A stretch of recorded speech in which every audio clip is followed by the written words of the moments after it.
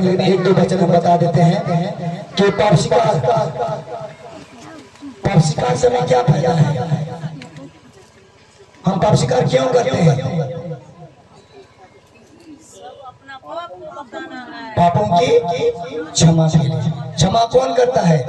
यीशु। लेकिन आज जो पाप स्वीकार संस्कार होने वाला है, आज जो पाप स्वीकार संस्कार होने वाला है, तो हम लोगों के बीच में कौन लोग आएंगे? फादर के रूप में कौन आएंगे? यीशु आएंगे। फादर के रूप में यीशु आएंगे। और आज सभी लोग जो 3 दिन के अंदर जितना भी आप लोग ने वचन के द्वारा आप लोग को बताया गया है, पाप स्वीकार, पाप पाप पाप पाप, हमें मत बताइए, फादर को मत बताइए, इनको बताइए, यीशु को बताइए। लेकिन यीशु किस रूप में है? यीशु किस रूप में आएगा? फादर के रूप में यीशु आएगा। Hallelujah, hallelujah. फादर होने बताएंगे, लेकिन इनको बताएंगे, यीशु को बताइए।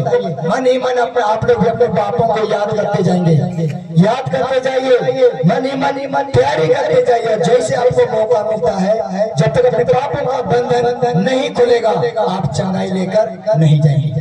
पापों का बंधन नहीं खुलेगा, पवित्र आत्मा नहीं आएगा, पवित्र आत्मा आपको नहीं छुएगा। अपने पापों के लिए क्या करिए? पश्चाताप करिए। Hallelujah, hallelujah, hallelujah. यह क्या कर रहा है? जो अपने पाप छिपाता, हम लोग छिपाते कि नहीं छिपाते? कौन सा पाप को छिपाते हैं? कौन सा पाप को छिपाते हैं? Hallelujah, hallelujah. लंबा नहीं करेंगे, लेकिन हम शॉर्ट में 1-2 बातों को हम बताए। आए तो झूठ का जी के दें, लड़ाई झगड़ा के दें, कोहड़ा चोरा ला, बादाम चोरा ला, हम लोग सब बता देते हैं। बताते कि नहीं बताते? लेकिन एक जवान बेटा बेटी, जवान बेटा बेटी, तो जवान पति पत्नी जब माँ के घर में एक निर्दोष बच्चा को मार देते हैं, या तो क्षेत्रीय भाषा में उसको एबॉर्शन बोलते हैं, एबॉर्शन करा देते हैं, तो हम लोग को लगता क्या है? शर्म लगता है, बोलते हैं। लगता है नहीं लगता है? यहाँ पर मतलब आया, मैं नाम नहीं बताऊंगा, लेकिन यहाँ मेरे पास नहीं, लेकिन ईश्वर को आप लोग ने बताया है, मुझे नहीं बताया। कागज के टुकड़े में आप लोग लिख के दिए हैं। जितने लोग एबॉर्शन किए हैं, या तो शादी से पहले या तो शादी के बाद भी, उन सारी पापों को, जो निर्दोष बच्चों को आप लोगों ने मारा है, उस बच्चा के लिए दोनों पति पत्नी होकर क्या है? ईश्वर को समर्पित करना है कि मैंने क्या किया है? अपराध किया है, गुनाह किया है, एक संतान को मार डाला है, जान से मार डाला है। वे सभी को ईश्वर को बताए। ईश्वर आपके पापों को सुनेगा और आप पर दया करेगा, आप पर आशीष भेजेगा, आप पर आशीष भेजेगा, कृपा मिलेगा, आपको चंगाई मिलेगा। सारी बातों को बताएंगे, लेकिन उन बातों को नहीं बताते। ये भी बहुत सारे लोग क्या है, एक अपनी पत्नी को छोड़कर दूसरे पत्नी के साथ जाकर गांठ जोड़ता है, या तो व्यभिचार करता है, या तो अपने पति को छोड़कर दूसरे पति के पास जाकर गांठ जोड़ता है, तो व्यभिचार करता है। उन सारी पापों को भी हम लोग क्या है? बताने में कतराते हैं। कतराते कि नहीं कतराते? लेकिन आप बताना चाहते हैं कि आपको बताने से मना करता है। करता है कि नहीं करता है? कौन करता है मना? शैतान। आलम का जिया दियुआ फादर है सारी मेरे होन के गोजा का जले, या तो मैं फलना औरत से मैं व्यभिचार किया, फादर जान जाएंगे तो हमको हंसेंगे। आप नहीं कहते हैं, लेकिन आपके अंदर में जो शैतान है, वो आपको बोलने से क्या करता है? क्या करता है? मना करता। अगर आज तक वैसे वैसे पाप भी हैं, आप स्वीकार नहीं कर पाए हैं, वैसे वैसे पापों को क्या करिए? बताइए। जब तक नहीं बताइएगा, आपको चंगाई, उद्धार, शांति, मुक्ति नहीं हो पाएगा। क्योंकि मैं नहीं कर रहा हूँ, यहाँ लिख रहा है, जो अपने पाप को छिपाता है, अपने पाप को छिपाइएगा तो उन्नति नहीं करिएगा, विकास नहीं करिएगा, आशीष नहीं बढ़ेगा, कृपा नहीं मिलेगा, वरदान नहीं मिलेगा, दया नहीं आएगा। बुझाता ना बचका की, बुझाता ना बचका की। इसलिए पाप स्वीकार संस्कार एक बहुत बड़ा संस्कार है। नया बनने का समय है, आप लोग नया बनिए, नया बनिए। आपके ऊपर पवित्र आत्मा क्या करेगा? दया करेगा। जो उन्हें प्रकट कर छोड़ देता है, जो उस पाप को प्रकट कर किसके पास प्रकट करेंगे? ईश्वर के पास। और ईश्वर के रूप में कौन आएगा? पुरोहित आएगा। उस पुरोहित के सामने बताइए, मैं इतना बार व्यभिचार किया, इतना बार भ्रूण हत्या किया, किसी भी प्रकार से आप लोग किए, चाहे डॉक्टर से, नर्स से, किसी भी प्रकार से, जड़ी बूटी से, सारे अपराधों को क्या करना है? अस्वीकार करना है। अगर चंगाई लेना है, मुक्ति पाना है, शांति पाना है, तो बाकी आप लोग के हाथ में है। ईश्वर के पास जब तक मुड़ नहीं आइएगा, ईश्वर देने वाला नहीं है।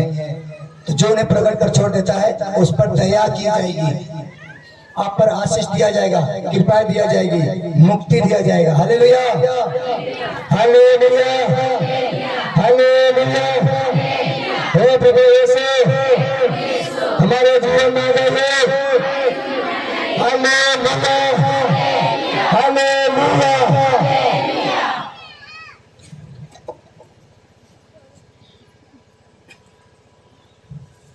कितना लोग हैं कि पवित्र आत्मा को महसूस करते हैं? पवित्र आत्मा को कितना लोग महसूस करते हैं? पवित्र आत्मा परमेश्वर महसूस करने वाले लोग। चलिए हम जोरदार ताली बजा दें।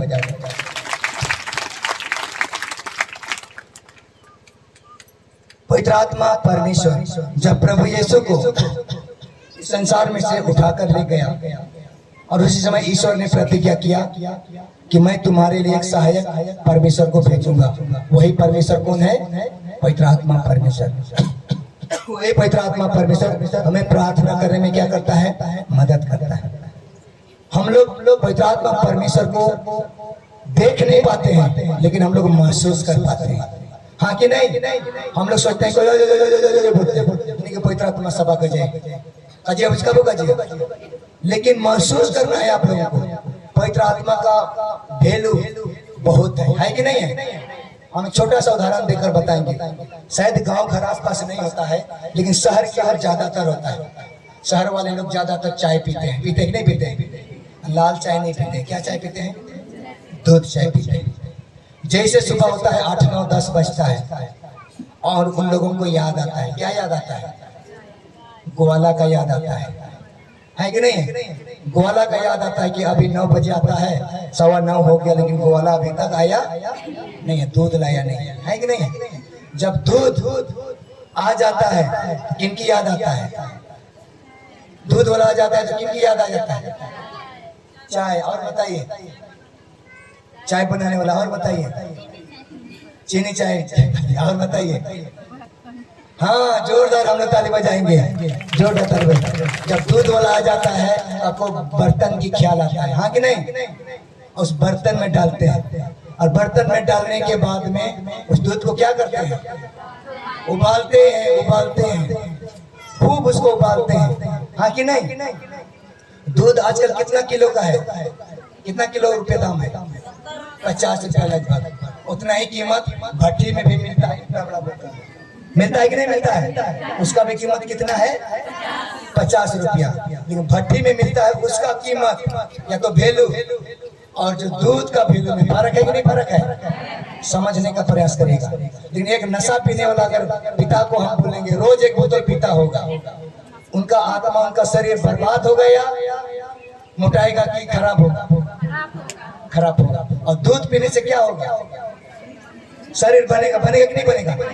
दोनों का दाम लगभग बराबर है, लेकिन वैल्यू किसका है? दूध का है कि नहीं? लेकिन आपका पति को या तो जो भी पीने वाला हमारा भाई बंधु को बोलिए आर्थियों में जितना फायदा बनो, तो वह रोज 50 टका दूंगे, वो पिएगा नहीं पिएगा। आज हमारे जीवन में यही है कि अच्छा चीज को हम लोग ग्रहण करते नहीं है, बुरे चीजों को हम लोग बहुत जल्दी कैच करते हैं। मोबाइल अच्छा है, लेकिन मोबाइल के अंदर अच्छा को कैच नहीं करते हैं, लेकिन मोबाइल के अंदर जो बुराई है, बहुत सारे बुराई है, मैं नहीं कहूँगा, उस बुराई को बहुत जल्दी कैच करते कि नहीं करते? हालांकि कोई फायदा नहीं है, नुकसान। उसी प्रकार जब दूध को हम लोग गर्म करते हैं, तो दूध को गर्म करने से क्या बनता है? छल्ली बनता है, तो उसको दही जमाते नहीं जमाते? दही जमाते हैं, छल्ली जमाते हैं, और छल्ली को जमा कर लेते हैं, दही को जमा कर लेते हैं। उसके बाद वही छल्ली से बोलिए तो वही दही से क्या बनता है? घी बनता है। घी बन जाता है, तो घी का मूल्य क्या हो जाता है? बढ़ जाता है। उस दूध है, लेकिन दूध के अंदर में क्या छिपा हुआ है? घी। घी छिपा हुआ है कि नहीं छिपा हुआ है? आज उस घी का वैल्यू बढ़ जाता है। उसी प्रकार क्या है, दूध दिखाई देता है लेकिन उसके अंदर जो घी है वो दिखाई देता है, लेकिन घी का वैल्यू ज्यादा दाम है कि नहीं है? उसी प्रकार यहाँ पवित्र आत्मा सभी को छूता है। पवित्र आत्मा सब बोलते हैं, करते रहते हैं, जो भी करे वो दिखाई देता है, लेकिन उनके अंदर पवित्र आत्मा का जो गुण है, पवित्र आत्मा का जो ज्ञान है, प्रवृत्ति, पवित्र आत्मा का जो प्रज्ञा है, बुद्धि है, वरदान है, आशीष है, दया है, वो दिखाई देता नहीं है। इसलिए सभी को अलग अलग वरदान मिलता है कि नहीं मिलता है? कोई वचन सुनाने का, चंगाई करने का, वचन सुनाने का, जो भी बहुत सारा अलग अलग सभी को वरदान है। तो आज हमें पवित्र आत्मा के द्वारा अच्छी चीजों को क्या करना है? ग्रहण करना, महसूस करना है कि हमारे साथ में कौन है? पवित्र आत्मा है। पवित्र आत्मा हमें क्या कर रहा है? अगुवाई कर रहा है, प्रार्थना में अगुवाई कर रहा है। अच्छा चीजों को लीजिए, अच्छा चीजों को क्या करिए?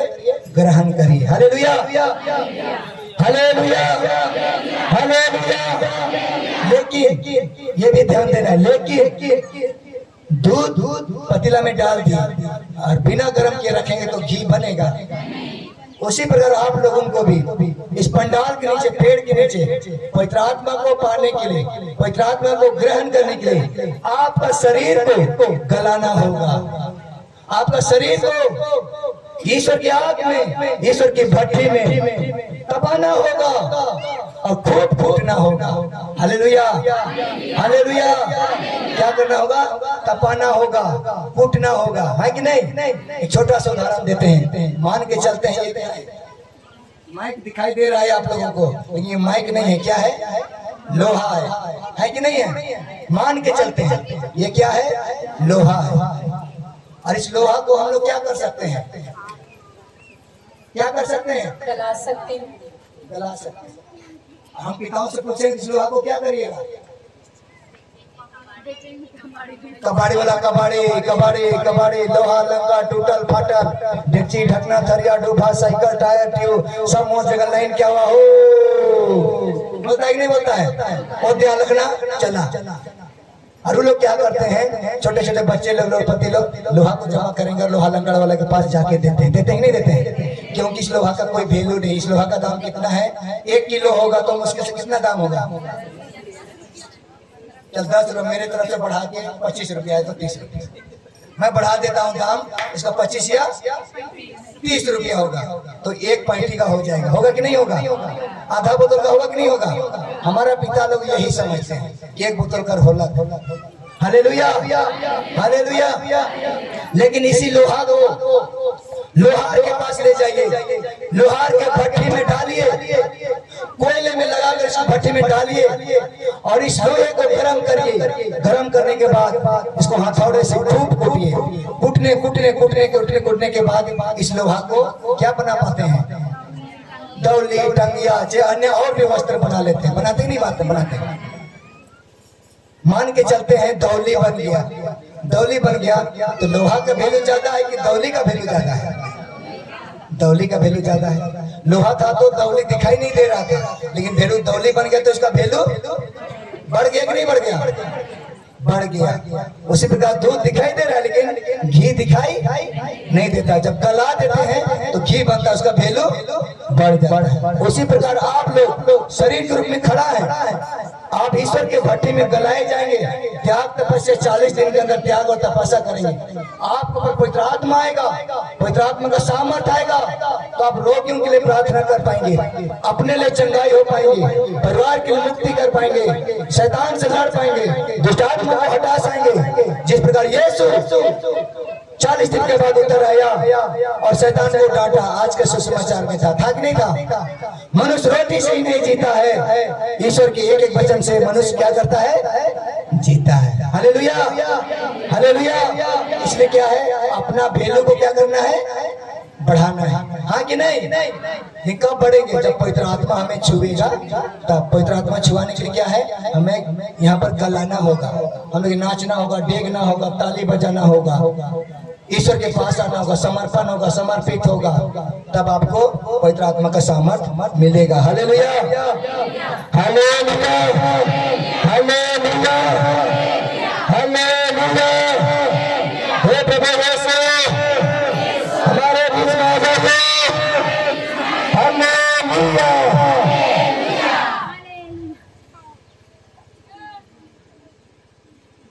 हम लोग हगाई ग्रंथ को देखेंगे।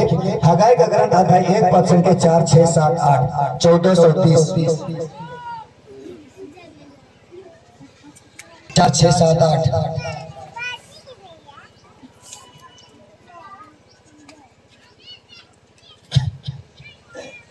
शुरू से ही पढ़ देते हैं। तो यह विश्व मंडल का प्रभु की वाणी है। यह राष्ट्र कहता है, अभी प्रभु के मंदिर के पुनर्निर्माण के समय नहीं आया, किंतु नबी हगाई के माध्यम से प्रभु यह वाणी सुनाई पड़ती है। प्रभु की वाणी सुनाई पड़ी, जब यह मंदिर टूटा फूटा पड़ा है तो क्या यह समय तुम लोगों के लिए अच्छी तरह अच्छांतित घरों में रहने का है? इसलिए विश्व मंडल का प्रभु यह कहता है, तुम अपनी स्थिति पर विचार करो। तुमने बहुत बोया किंतु कम लूटते हो, तुम खाते हो किंतु तुम्हें तृप्त नहीं मिलती, तुम पीते हो किंतु तुम्हारी प्यास नहीं बुझती, तुम कपड़े पहनते हो किंतु तुम्हारा शरीर गर्म नहीं रहता। मजदूर अपना वेतन तो पाता है किंतु उसे छेद वाली थैली में रखता है। विश्व मंडल का प्रभु यह कहता है, तुम अपनी स्थिति पर विचार करो। पहाड़ी प्रदेश जाकर लकड़ी ले आओ और मंदिर फिर बनाओ। मैं उससे प्रसन्न होऊंगा और उसमें अपनी महिमा प्रकट करूंगा। Hallelujah, hallelujah, hallelujah. प्रभु ये ईश्वर क्या कहता है, मेरा मंदिर टूटा फूटा पड़ा हुआ है। हगाई नबी के द्वारा हम सब उनको आह्वान करता है कि तुम्हारा मंदिर, हमारा मंदिर टूटा फूटा पड़ा है। पहाड़ी प्रदेश जाओ और लकड़ी लेकर आओ, फिर दोबारा मंदिर बनाओ। Hallelujah, hallelujah, hallelujah. वो पहाड़ क्या है? वो पहाड़ क्या है? आपका ईश्वर का मंदिर, आप ईश्वर के मंदिर हैं। आप लोग एक ईश्वर के मंदिर हैं, और ईश्वर का मंदिर टूटा फूटा पड़ा हुआ है। जो टूटा फूटा पड़ा हुआ है, तो क्या हुआ? प्रभु यीशु आएगा, आएगा। हालेलुया। हम लोग ईश्वर के क्या है? मंदिर है। ईश्वर का मंदिर कैसा होना चाहिए? साफ होना चाहिए, पवित्र होना चाहिए। एक छोटा सा उदाहरण लेते हैं। आप लोगों का घर, जिस रूम में रहते हैं, जिस घर में रहते हैं, अगर वह घर चूर रहा है, टपकता है पानी, क्या करते हैं? छाते हैं, मरम्मत करते हैं। करते ही नहीं करते? मरम्मत करते हैं। तो मरम्मत करने में क्या क्या लगता है? कांड, कड़वा, बत्ता, सब कुछ एल्वेस्टर लगता है। लगता नहीं लगता है? उसको लाने के लिए कहाँ जाते हैं? एल्वेस्टर लाने के लिए शहर में जाते हैं, लकड़ी लाने के लिए जंगल में, पहाड़ में जाते हैं। जाते हैं कि नहीं? उसी प्रकार नबी हगाई के द्वारा हमें बताया जाता है कि हम ईश्वर के क्या है? मंदिर है। और ईश्वर घोषणा करता है कि मेरा मंदिर टूटा फूटा पड़ा हुआ है। आप लोग टूटे फूटे हैं, टूट फूट चुका है। कैसे? किस प्रकार टूटे हुए हैं? अब हताश है, निराश है, पाप है, दोष है, ईर्ष्या है, घमंड है, लोभ है, लालच है। उन सब को क्या करना है? स्वीकार करना है और नया बनाना है। इसलिए कहता है क्या? तुम अपनी परिस्थिति पर विचार करो। आज हम लोग गिर चुके हैं, गिरेंगे नहीं गिरे? आज से कुछ साल पहले कितना आशीष था, कितना कृपा था, कितना बरकत था, लेकिन आज ऊपर से हम लोग कहाँ है? नीचे आ गए। इसलिए बताता है कि तुम अपनी स्थिति पर क्या करो? विचार करो। अपनी स्थिति पर विचार करिए। आप सोचिए कि मैं कहाँ था और मैं कहाँ गया। मेरा बेटा कहाँ था, मेरा बेटा कहाँ गिर गया। मैं कहाँ धनी मनी था, आज मैं गरीब हो गया हूँ। कहाँ मैं सुख शांति में जी रहा था, आज मैं नशा में था। उड़ो पुत्र की तरह होश में आइए। उड़ो पुत्र यही किया, अपना परिस्थिति को विचार किया, सोचा कि मैं धनी मनी का बेटा, यहाँ मैं भूखों मर रहा हूँ। वो पछतावा किया, वो निर्णय लिया, याद किया, अपनी परिस्थिति को ख्याल किया और वापस मुड़ा कि नहीं मुड़ा और उनको आशीष और कृपा मिला कि नहीं मिला? इसलिए आपका मंदिर, मनीश्वर का मंदिर टूटा फूटा पड़ा हुआ। आप पहाड़ी प्रदेश जाइए, पहाड़ कौन है? ईश्वर है। लकड़ी कौन है? यीशु है। पहाड़ कौन है? ईश्वर है। लकड़ी कौन है? यीशु है। ईश्वर के पास जाइए, यीशु को बुलाइए। और जो टूटा फूटा इस मंदिर है, इस मंदिर को मरम्मत करिए। आज मरम्मत करने का समय है। आज प्रार्थना को ग्रहण करने का समय है। आज के अंदर आने का समय है। जब तक टूटे फूटे मंदिर को आप मरम्मत नहीं करेंगे, आप आशीषित नहीं होंगे, आपको कृपाएं नहीं मिलेगी। ईश्वर वचन ने बताया आपका मेरा मंदिर टूटा फूटा पड़ा हुआ है। Hallelujah, hallelujah. इसलिए आज हमारे बीच में दूर से चलकर यीशु के रूप में प्रेरित आएगा, यीशु के रूप में प्रेरित आएगा। उस प्रेरित के पास अपने पाप दोष के नाम को क्षमा करिए। जितना कठोर से कठोर पाप आपने पीठ बना के रखे हैं, कठोर बना के रखे हैं, अपना हृदय को पत्थर बना के रखे हैं, उस पत्थर वाले दिल को पिघलाइए, इस मोमबत्ती की तरह पिघलाइए, उस प्रेरित के पास जाइए, ईश्वर के पास जाइए और ईश्वर का मंदिर को मरम्मत करिए। तब आपके अंदर में कौन आएगा? यीशु आएगा, पवित्र आत्मा आएगा। यीशु आएगा, पवित्र आत्मा आएगा। आपको चंगाई मिलेगा, उद्धार मिलेगा, मुक्ति मिलेगा, शांति मिलेगा, अनंत जीवन मिलेगा। Hallelujah, hallelujah, hallelujah, hallelujah, hallelujah. बुझाता ना बुझका गीत। चंगाई लेने के लिए क्या करना है? चंगाई पाने के लिए क्या करना है? क्या करना है? पाप क्षमा करना है, पाप क्षमा लेना है। हाँ कि नहीं? कितने लोग तैयार हैं पाप स्वीकार करने के लिए? लगभग हम लोग को पता होना चाहिए। उसी हिसाब से हम लोग पुरोहित को इनवाइट करेंगे, 1 2 3 4 चाहे जो भी। तो यहाँ पर जो संचालक करने वाले देख लेंगे कि लगभग कितना पाप स्वीकार करने वाले हैं, उसी आधार पर आएंगे। Hallelujah, hallelujah, hallelujah. तो हमारे बीच में आज यीशु प्रवेश करेंगे और बहुत सारे यहाँ पर भी होंगे। मैं ये भी बता देना चाहता हूँ, अदर कलीसिया के लोग होंगे या तो हमारे पुराने धर्म के लोग होंगे। वे लोग अपनी ही जगह पे रहेंगे। वे लोग मन ही मन आपकी प्रार्थनाओं को भी ईश्वर क्या करेगा? सुनेगा। आपका प्रस्ताव को भी ईश्वर क्या करेगा? सुनेगा। लेकिन वहां पर वही पाप स्वीकार करने के लिए जाएंगे जो हम रोमन कैथोलिक के हिसाब से क्या किए हैं, वो बपतिस्मा ग्रहण किए हैं। रोमन कैथोलिक के हिसाब से वो बपतिस्मा ग्रहण किए हैं, वही लोग पाप स्वीकार करने के लिए जाएंगे। बाकी लोग इसी जगह रहेगा। मेरा विश्वास है, आप लोग चिंता मत करिए। मैं बोल दिया हूँ तो चंगाई नहीं मिलेगा, नहीं मिलेगा, मिलेगा। आप लोगों को भी मिलेगा। आप लोग चंगाई लेकर जाएंगे। प्रभु यीशु 3 दिन से पुकार रहा है कि मैं कभी भी तुम लोगों को खाली हाथ जाने नहीं दूंगा, खाली हाथ जाने नहीं दूंगा। अब झोला को खाली करिए, उस हृदय को खाली रखिए। यीशु बहुत सा आशीष से लेकर स्वर्ग से उतर आया है। यीशु देने के लिए अपने हाथ को फैलाया है। सिर्फ आप लोग को भी मांगना है, आशीष मांगना है, कृपा मांगना है। Hallelujah, hallelujah, hallelujah.